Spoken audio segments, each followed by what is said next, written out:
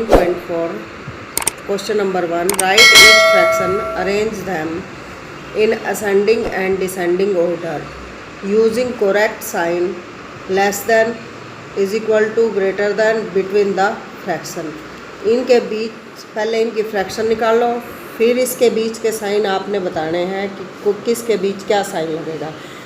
पहले हमने फ्रैक्शन निकाली, टोटल पार्ट जो है ये हमने काउंट किया 1 2 3 4 5 6 7 8, टोटल पार्ट 8 है। 8 में से 3 पार्ट जो हैं हमें शेडेड दिए हुए हैं, तो हमारी फ्रैक्शन क्या होगी 3/8। ऐसे ही इसमें टोटल पार्ट सभी में 8 दिए हुए हैं, लेकिन शेडेड पार्ट यहाँ कितने हैं 4, 1 2 3 4, तो इससे फ्रैक्शन आ गई हमारी 4/8।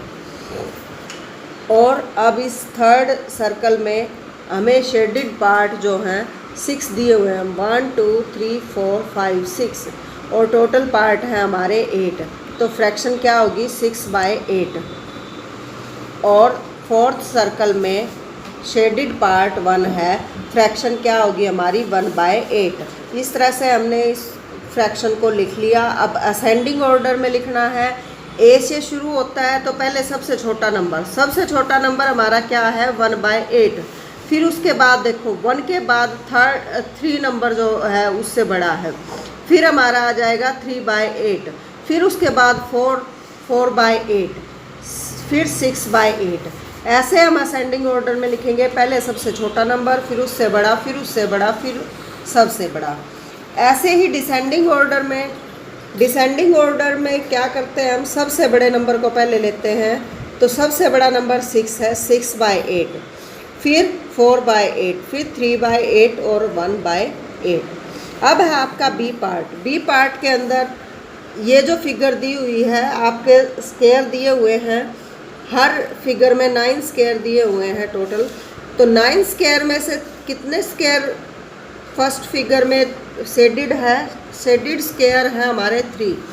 ऐसे ही दूसरे वाले फिगर में हमारे शेडेड स्क्वायर 4/9। इधर 6 शेडेड स्क्वायर है 6/9, ये फ्रैक्शन आ गई हमारी।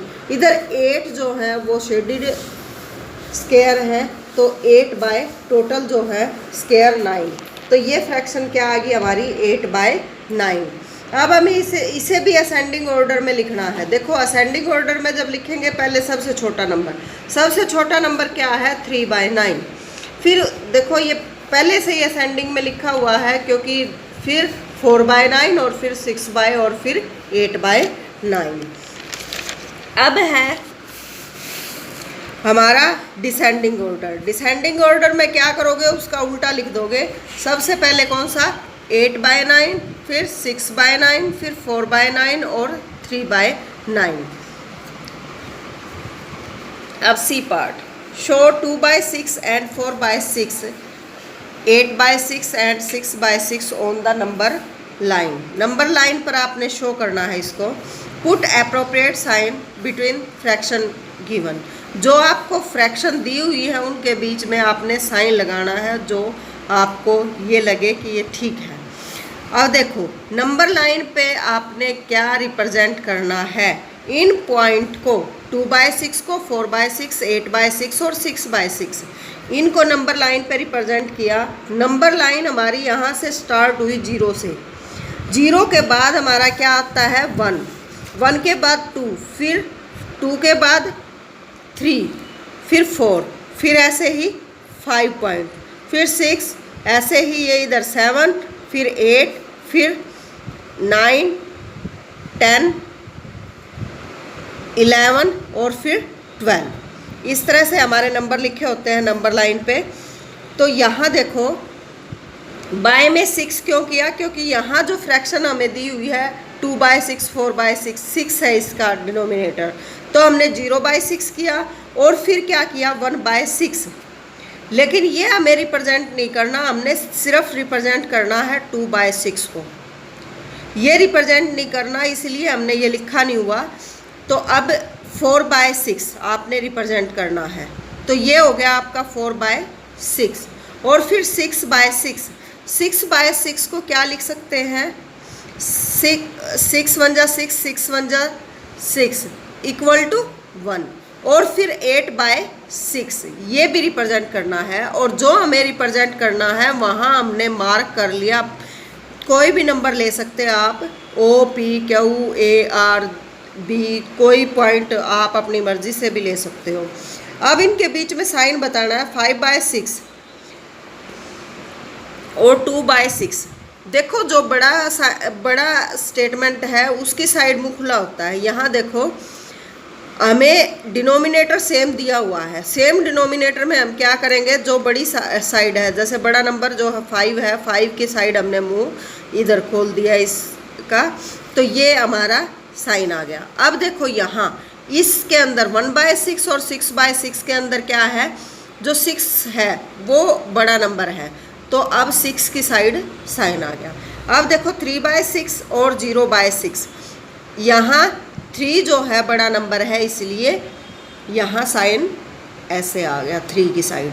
और फिर 8/6 और 5/6, देखो 8 5 से बड़ा है तो साइन हमारा ऐसे आ गया। अब यहाँ ये तभी संभव है जब हमारा क्या होगा, डिनोमिनेटर सेम होगा। अब compare the fraction and put an appropriate sign. अब इन सेकंड क्वेश्चन में आपने कंपेयर करना है और साइन पुट करना है। अब देखो 3/6 और 5/6, 5 बड़ा है तो हमने 5 की साइड ये साइन लगा दिया। अब 1/7 और 1/4, देखो किसी भी पार्ट का अगर एक नंबर लाइन है, अगर इसको 7 पार्ट में डिवाइड करोगे तो ये क्या हो जाएंगे, छोटा होगा। लेकिन अगर इसको 4 पार्ट में डिवाइड करेंगे तो ये पार्ट इसके जो है वो बड़े आएंगे। तो कौन सा नंबर बड़ा है हमारा, 1/4। अब है सी पार्ट, 4/5 और 0/5। साइन हमारा 4 जो है बड़ा नंबर है, इसलिए साइन क्या आ गया, ऐसे। अब 3/20 और 4/20, इनके बीच साइन पुट किया तो 4 जो है डिनोमिनेटर हमारे सेम है 20 तो 4 जो बड़ा नंबर है उसकी साइड साइन। अब थर्ड क्वेश्चन में make 5 more such pair and put appropriate sign. आपने 5 और ऐसे ही पेयर अपने आप करने हैं थर्ड क्वेश्चन के अंदर, और उनके अंदर साइन भी आपने खुद पुट करने हैं जिनका सेम डिनोमिनेटर हो या अलग डिनोमिनेटर हो। आप ये ट्राई करना। अब है fourth question, name the fraction and arrange them in ascending order. इसको असेंडिंग ऑर्डर में करना है आपने। इस फ्रैक्शन को नेम भी देना है। जैसे हमारे ये इसके बॉक्स के अंदर 6 जो है सर्कल है, 6 में से 2 सर्कल जो है शेडेड है, तो क्या आ गई फ्रैक्शन हमारी 2/6। ये हमारी फ्रैक्शन का नेम है 2/6। ऐसे ही इस फिगर के अंदर हमारे 3 जो है शेडेड पार्ट है, टोटल पार्ट हमारे 6 है, तो ये फ्रैक्शन आ गई हमारी 3/6। और इस फिगर के अंदर हमारे टोटल पार्ट 6 है और शेडेड पार्ट 1 है, फ्रैक्शन 1/6। ऐसे ही इसके अंदर 5 पार्ट शेडेड है और टोटल 6 पार्ट है हर एक में, तो बाय में 6 ही आएगा। तो इधर 4 पार्ट शेडेड है और टोटल पार्ट 6। ये सभी अनशेडेड हैं, यानी कि कोई शेडेड पार्ट नहीं है, तो 0/6। और इसके अंदर ये सभी पार्ट शेडेड है, ये 6/6। इस तरह से हमने ये फ्रैक्शन लिख ली। अब फ्रैक्शन को हमने असेंडिंग ऑर्डर में लिखा। कैसे लिखते हैं असेंडिंग ऑर्डर में, सबसे पहले सबसे छोटा नंबर, सबसे छोटा नंबर क्या है, 0। 0/6 ये हमारा पहला नंबर है। फिर उसके बाद उससे बड़ा नंबर 1/6, उसके बाद 2/6, उसके बाद 3/6 और फिर 4/6 और 5/6 और लास्ट में 6/6। इस तरह से हमने क्या किया, इनको असेंडिंग ऑर्डर में लिख लिया।